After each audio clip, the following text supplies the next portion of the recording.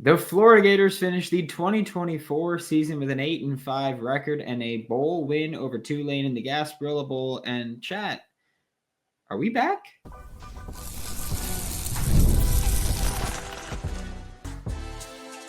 You are Locked On Gators, your daily podcast on the Florida Gators.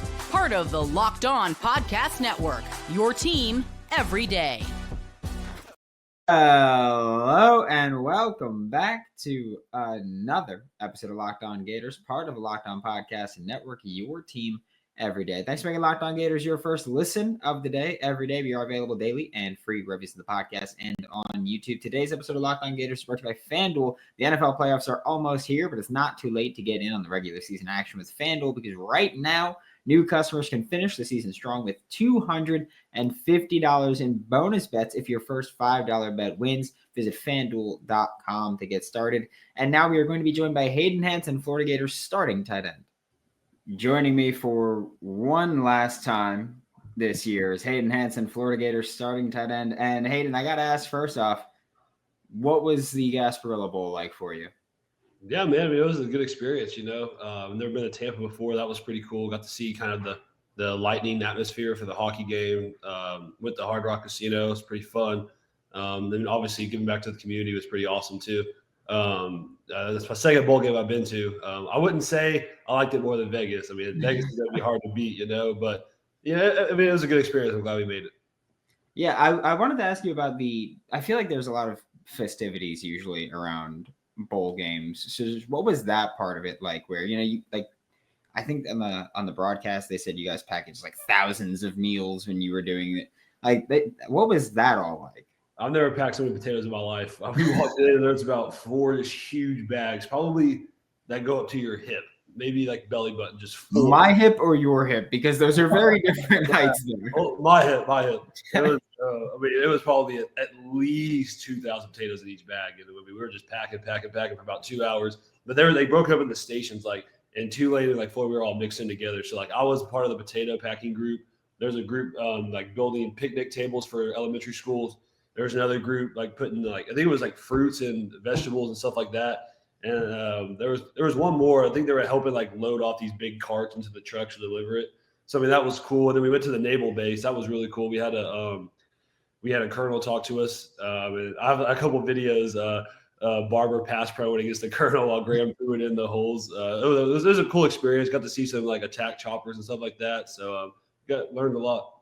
Yeah, it seemed like it was just and I know this is typically how bowl games go, but it seemed like it was just like we're just gonna have fun experience. I mean, Big Dez got a handoff, as a teammate, how cool is that to see? Because we could tell. I was watching on TV, and the commentators were like, "Holy crap, they got Big Dez!" And then the crowd started going nuts once we saw that. Just as a teammate, how cool was that? Yeah, so we've been running that play for about 2 weeks now, preparing for that. And that was really not supposed to be called that far off. It was supposed to be a goal line play to get them to score, but I think Napier was kind of nervous that we might break one and not get a chance. I think he called it what he did, which I'm glad he did. It was a cool play, but it started out as we called it Hawk. That was the play because his high school mascot was a hawk, but somehow I got changed to Big D. So that's what we called Big D in the huddle, put Dez in there, got the first down, history. Yeah, which, by the way, like if Napier had waited, you wouldn't have gotten the goal line because Anthony Rubio scored the touchdown. That just wasn't a goal line touch. So good thing he called it when he did. It was great to see. But earlier in the game, DJ Lagway had a few pretty bad turnovers, one of them being in the end zone. I wanted to know what his demeanor was like on the sideline after those, because it's like, making the mistake there, being the young quarterback in a bowl game, it just seems like there was a lot of factors there. Yeah, I mean, he's one of the most accountable guys you'll ever meet, So, I mean, he never points the finger. He knows he has to be better. We all did. I mean, let's be honest. I mean, it's a bowl game. We're there a week early. You're not going to be on top of your game. You got to get warmed up a little bit. And that was the case with all of us, We all came out a little flat. We had to wake up a little bit in that second half. But, yeah, I mean, it's hard to just say it was like DJ started slow because, I mean, we didn't really do much to help him. But, yeah, I mean, he's always accountable. It's always on him. He never points the fingers. And I think that's why we rally around him so much, Yeah, and I wanted to ask you also about just if you can kind of give me a look into the offense a little bit with both you and Tony Livingston on the field, because about the halfway point in the season is when Tony started getting more snaps with you and the starters. And in the bowl game, we saw you get a catch for, I believe it was a first down, and then Tony get a catch right after that where he scored a touchdown. And that might have been the first time all season we've seen tight ends get back-to-back targets. It was crazy. It was wild to see. But just what's the offense like with you two who, I don't know, me personally, I'm kind of right now thinking, okay, 2025, these are the guys that are going to be out there most. Yeah, man, I love it. I think with me and him on the field, you don't know exactly what we're going to do, because we can both block really well. We can both run routes. I think he had 3 or 4 catches in the touchdown. I had 2 catches. We're getting targeted. We're getting the ball, man. You see what happens when the tight ends get involved. We're moving that ball up and down the field.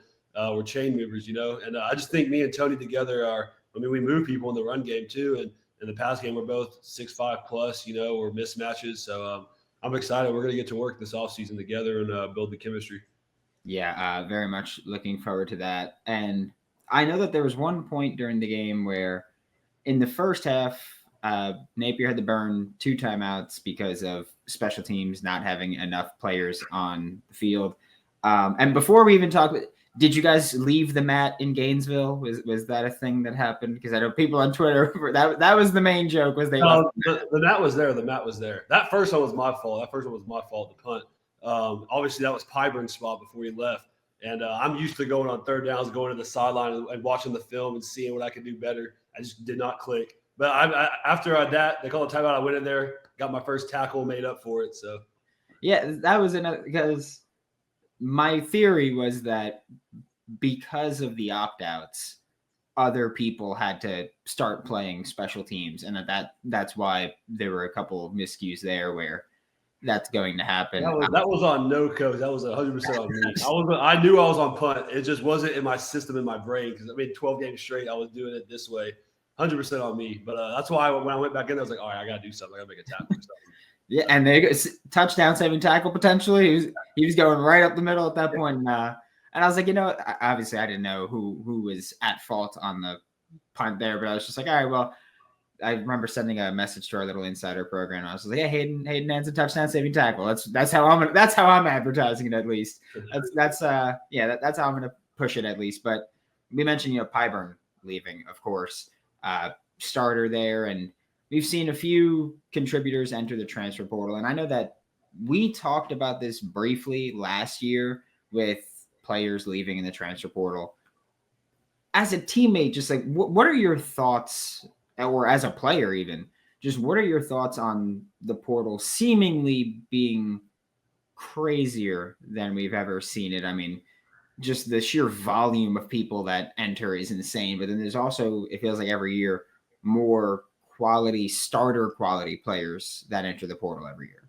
Yeah, it's just, you just got to adapt, It's, at the end of the day, guys are going to do what they think is best for them, and it's hard to hold it against them, Obviously, I don't know everything about all our players at the portal, but at the end of the day, if they think that's what's best for them, then you know what, go do it, man. But if we put that ball down, we're facing you. It's not. We'll be friends after, But it really is crazy. I hear whispers and stuff. I don't know what's true and what's not, but crazy world right now. Yeah, I don't think anybody knows what's true and what's not at this point. It's just. There's wild. What's the saying? Like, believe some of what you hear, half of what you see, or something like that. It's like, yeah, well, that's kind of how you can treat, especially college football. It's just wild with it. Did Rocket Money help you find any subscriptions that you forgot about or that you were paying for twice? Definitely happened here. Had a few subscriptions that I didn't realize I was still paying for. One that I didn't realize I was paying for twice. Rocket Money made it easy to track them all down. It's like having a personal assistant for your finances. Rocket Money is a personal finance app that helps find and cancel your unwanted subscriptions, monitor your spending, and help lower your bills so you can grow your savings. It brings everything together in one place, whether it's subscriptions, your spending habits, which, yikes, just saying, or even the goals you want to hit this year. Rocket Money has over 5 million users and has saved over $500 million in cancel subscriptions, saving members up to $740 a year when using all of the app's premium features. Cancel your unwanted subscriptions and reach your financial goals faster with Rocket Money. Go to rocketmoney.com/lockedon. That's rocketmoney.com/lockedon. And did you because you were at least somewhat close with Pyburn, if I'm not mistaken? Yeah, came in together. We were roommates. So, I mean, I talked to him for a while, and I think with him, just at the end of the day, he just thought that some of the stuff he asked for is what he was worth. And, if you believe that and you can get that somewhere else, go do it, man. I'm not going to be mad at you about it, but I'm going to want to beat you. So, yeah, did you shoot him a text once he went to LSU? No, it's just, I go against him every day in practice, so, it won't be any different than the game, it'll be fun. But, I'm happy for him. He worked his butt off to start for us. And then I don't know what happened behind closed doors, but, if he goes and starts at LSU too, good for him, Looking forward to seeing him. I'd imagine you're looking forward to that one. And it's like an early game this time, too. It's going to be week 3, I think it is. So. He's a great competitor, though. We're going to be ready for sure. I'm going to be ready. He's going to bring the best out of us, but I think we'll get it done. Yeah, it's gonna be a fun one to see there. I also wanted your opinion on this because obviously we're recording this on Sunday, so yesterday was first round of the college football playoff, which was blowout after blowout after blowout after blowout. What were your thoughts on that one with the new 12-team format? It's tough, man. I think I'm still a fan of the 12-team playoff, but it's just hard because the teams that in my opinion, the teams that made it by the rules were deserving to make it. But if you're asking me if those were the 12 best teams, obviously those are not the 12 best teams. So I don't know how you pick it. Are you gonna go by the rules or are you gonna go by the actual best teams? Obviously I think Bama would have put up a better fight than SMU or whoever. But at the end of the day, I guess they're not all going to be one score overtime games, but I'd like to see a little more fight. Yeah. Hopefully this next round's a little better. I don't know about Penn State and Boise State, though. I feel like that's going to be a slaughter. Texas, Arizona State, I think that's going to be a slaughter too. I don't know. We'll see what happens. Yeah, Texas, once the bracket came out, I was like, okay, Texas is sleepwalking to the semifinals. That's just going to be light work for them. And I do think that now the committee, because I feel like every year we say they screwed this up, they're going to overcorrect with this. I feel like next year we're going to see them overcorrect and really try to key in on strength of schedule, because that was a big thing for SMU, is that they didn't have a very tough schedule. With Indiana, they played nobody. They played 2 ranked opponents and they got dusted in both of those. So I think that they're going to start looking into strength of schedule more often, which plays into the Florida Gators' favor a lot if we're talking about that. That's realistically, I want to say, a big conversation with Alabama was, if they have 3 losses, do they deserve to be in it? I feel like if you look at Florida's schedule and you say, hey, even if there's 3 losses, it's a tough one. Which is something we talked about before this season, was if you can win 9 games with this schedule, the hell, you have to be in that. So I do think that also it's just going to reopen the conversation that every other school or every non-SEC school, when they cry about SEC bias, it's just going to reopen that when we talk about strength of schedule and all that happening. But season's over, so we will ask you these questions. First off, what would you say was your favorite moment of the 2024 season for you guys? That's a hard one. You personally or the team, whichever one. Okay. I think I'm going to have to say beating Ole Miss in the Swamp. I think that was just a huge turning point in the season. Or LSU. You can go either way there. I just think that was – even before those 2 games, there was still is Billy Napier the guy? Is DJ legit? Is this offense legit? I think after those, we kind of got people to start thinking okay, maybe we could do something, and then we stacked these last 2 games up, got a 4-game win streak going into this next season. I just think that was huge, and I think you can't overlook that in the season. Obviously the slow start, and then I could say the first bye week and stuff, but no one really saw the first bye week, so I'm going to say LSU and Ole Miss.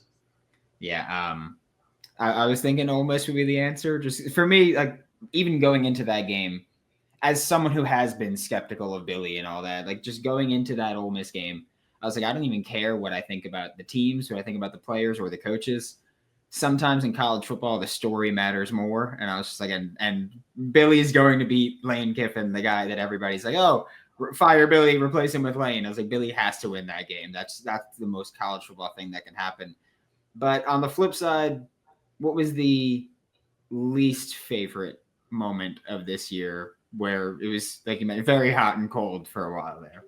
Yeah, it's also a hard one. I would say, speaking personally, I would say Texas. That still keeps me up at night. I wish we could have went into that game. I mean, obviously, there's no excuses. We should have went out there and got it done. I just wish we would have came out there with a complete team, and I think it's a completely different game. We were beat up. Obviously starting Hayden in his first official start in the SEC. I mean, that's tough on the road, and having some other guys banged up still, like Montreal. I just think with the team we had these last 4 games, I think it's a completely different game, and it keeps you up at night just knowing, because I'm from Texas too, and it wasn't even slightly competitive. I think that's one of them, and I guess you could also throw in Miami. I mean, just going into the season with the high hopes of what we were going to do, and then that was kind of disappointing, but it just added to the fight and the story of this 2014. Yeah, I don't even know if I ever told you, but when I was at the Miami game, I was sitting front row where Cam McCormick scored their first touchdown, and I was sitting right next to a Miami fan. And for the first half of the game, we were just going back and forth. And then toward the end, he was just like, man, I don't even want to talk trash anymore. He was like, this is just bad right now. Like, I don't even want to talk trash anymore. It was, it was a brutal one for sure. And that Texas game, I feel like starting Aiden obviously didn't help the offense, just because I'm expecting even DJ, we wouldn't expect to have a great game against Texas there.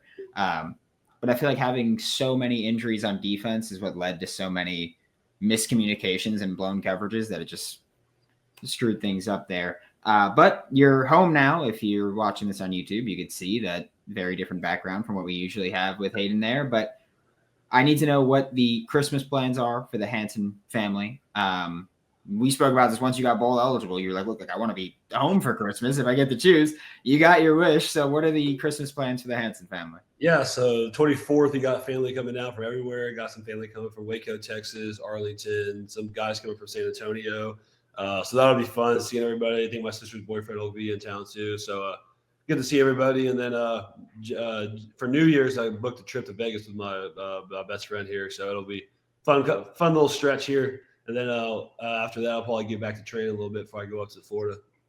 Yeah, like we mentioned when we talked about the bowl eligibility, you're like, hey, I wouldn't mind the Vegas Bowl now that I'm old enough to enjoy it. So glad to see that you get to experience that one anyway. But thank you so much, Hayden, for another great year covering the Florida Gators and having you here every week. And looking forward to 2025 with more of the same there.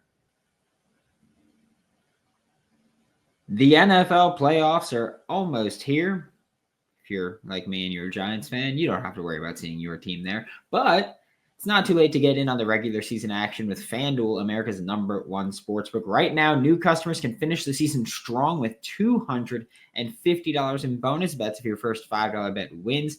FanDuel, great way to pick up a W, whether you're betting on Michael Penix's passing yards against the Giants, whether you're betting on anybody's rushing yards against the Giants, whether you're betting on anyone to win against the Giants. It's notice a trend here. Just saying. Visit FanDuel.com to join today. That's FanDuel.com for your chance at $250 in bonus bets. Make every moment more with FanDuel, an official sportsbook partner of the NFL.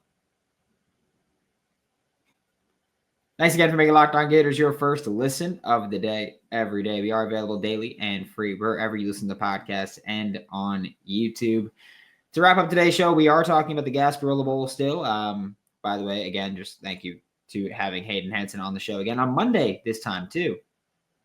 Weird how that shakes out. But like we broke the Wednesday routine, but that's how we do it to wrap up the season. But when looking at that bowl game, I know that every rival fan base is trolling about DJ Lagway throwing 2 picks. He also set the record for passing yards in the Gasparilla Bowl with 305. He also led his team to a 25-point victory where the only score was Tulane scoring with a minute left against backups. Yeah, and I think that there's people overreacting to DJ Lagway's interceptions because they were bad picks, right? And then we talked about it briefly with Hayden. Like, they were bad picks, no doubt in my mind. But he's a true freshman. But he's playing in a Gasparilla Bowl. Like, I'm not saying to not care about them. I am saying that I just don't know how much that matters. And again, it's not me trying to just completely discount everything, but he's a true freshman. If you expected anything other than extreme volatility, that's on you. He's a true freshman. And if you've been watching Locked On Gators, you know, I think DJ Lagway is incredible. I think he's one of the best deep ball throwers in the country. I think he's one of the best sack evaders in the country. But he's still a freshman. He's still learning how to play quarterback at the college level. It's been a thing. It's been a thing that we are just now seeing. Oh, he happened to throw a couple bad picks underneath. But something I've been talking about where I just don't see how people expected more. He's a deep thrower. That's what he's looking for. He needs to learn how to do the underneath stuff. That's the next step in his development. But to have any other expectations from a freshman is just wild, in my opinion. I thought it was a great game. You know, like, first half was really ugly. First half was pretty bad, which, you know, you left points on the board with the interceptions, especially where you threw the interceptions. So you left points on the board there, and you still won by 25 in a game where all of your backups got to play, all of your walk-ons got to play, everyone got to play. I'll take that 10 times out of 10, honestly. Like, yeah, he threw 2 picks. Yeah, it wasn't super exciting. I don't care. They got a bowl game, which was something that, you know, you ask in week 3 after the Texas A&M loss. I think very few people truly thought that this team was going to make a bowl game at that point, right? I think that in week 3, after the loss to A&M in Gainesville, I think everybody would have been like, oh, we're still going to make a bowl game? All right, then I'll accept that, I guess. Because it did not look like this was a team that was going to make a bowl game, let alone win 7 games, let alone win 8 games if you include the bowl game. But they did that. Hell of a season, just a wild season where, again, it's a bowl game. They worked hard. They got to enjoy it. And I know for all the people that talk about, you know, opt-outs in bowl game, who cares? Who cares? You got to see the walk-ons play. You got to see some people have fun. It was a good time, right? You won by 25 against Tulane. We got to see Miles Graham. Like, you got to see more of the future of the Florida Gators football team than you've seen in any game. Like, in the bowl game, you got to see more of Miles Graham, more of Jaden Ball. You got to see these young players that you get to see more of in this game. We didn't see much Montrell. Like, Montrell wasn't there, right? You didn't see him. He wasn't doing it. It was Jaden Ball. It was Jacoby Jackson. It was a lot of the guys that you're going to see next year playing together, which also one of the first times that we've ever seen that. Like, this is one of the first times where we've seen all of these young guys that are going to be playing next year play in the bowl game. A lot of times it's guys that, like, hey, they're never going to touch the field, stuff like that. You got to see a lot of the guys that are going to be starters next year. That's huge, I think, in my opinion. That's just huge to see. And so that's why I'm like, yeah, I get it. Ugly game. Couldn't care less. Florida Gators won 8 games this year, won a bowl game. Good stuff, right? We're going to be happy with it. We're going to celebrate it. Thanks for making Locked On Gators your first listen of the day. Every day we are available daily and free to listen to the podcast. If you're traveling, stay safe. Have a happy holidays, whatever you celebrate. Happy New Year. We will still be here every day with Locked On Gators, and I'll see you all next time.